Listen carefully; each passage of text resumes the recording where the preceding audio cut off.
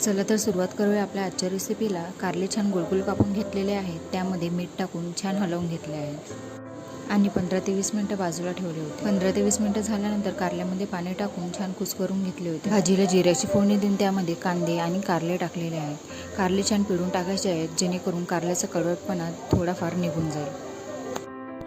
कारल्याला golden colour येईपर्यंत छान fry करून घ्यायचे आहे। नंतर त्यामध्ये हिरवी मिरची टाकून पुन्हा 5 मिनिटं आपल्याला फ्राय करून घ्यायची आहे। तुम्ही बघू शकता आता आपले कारले छान फ्राय झालेले आहेत।